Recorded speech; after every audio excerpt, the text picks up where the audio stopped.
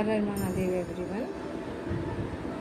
ध्यान के प्रति लोगों के मन में बहुत सारी विडंबनाएं, बहुत सारे भ्रम, बहुत सारे मिथ होते हैं। आज बहुत ही संक्षेप में हम उसके बारे में बात करेंगे। कोशिश करूंगी कि रील बहुत लंबी ना हो।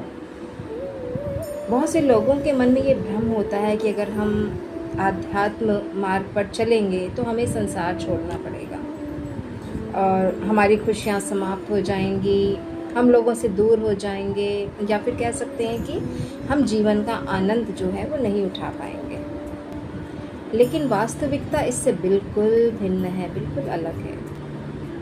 आध्यात्मिकता की यात्रा पे जब हम चलते हैं तो उसका मतलब संसार से भागना नहीं है, बल्कि स्वयं से जुड़ना है।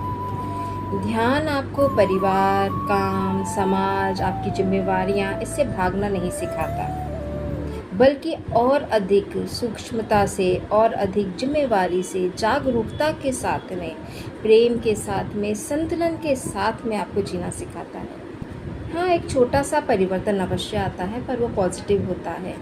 धीरे धीरे बहुत सी ऐसी आदतें, ऐसे विचार, ऐसे संबंध और परिस्थितियाँ वो स्वयं ही आपसे दूर होने लग जाती हैं, जो आपके अनुसार नहीं होती हैं, जो आपको पथभ्रष्ट करती हैं, जो आपकी आंतरिक शांति, आंतरिक चेतना, आपकी आध्यात्मिक यात्रा, आपकी जो आंतरिक यात्रा है उसमें जो बाधा चीज़ें बनती हैं वो स्वतः अपने आप दूर हो जाती हैं।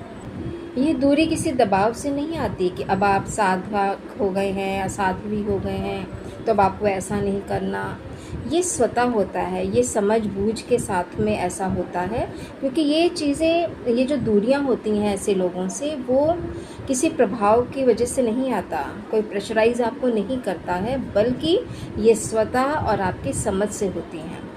जब आप आध्यात्म के रास्ते में चलते हैं तो कुछ चीज़ें स्वतः ही आपसे छूटती हैं, आप उनको दूर नहीं करते हैं, वो अपने आप आपकी जो ऑरा जो आपका क्लिंज होता है, आपका ऑरा जो स्ट्रॉन्ग होता है, तो नेगेटिविटी जो है वो आपसे दूर होना आरंभ कर देती है। और आपको ये एहसास भी होने लगता है कि अभी तक जिसको आप सुख समझ रहे थे वो सिर्फ क्षणिक सुख थे, क्योंकि आपको भीतर का आनंद प्राप्त हो जाता है। अतः यही आध्यात्मिकता है। इसमें संसार को छोड़ना ही नहीं है, बल्कि संसार में रहते हुए स्वयं को जानना है। सो आइए आध्यात्मिकता की तरफ बढ़ें और संसार में रहते हुए भी हम कैसे संसार से मुक्त जी सकते हैं, जिसका प्रचार प्रसार हमारे देश में अनेक धर्मों में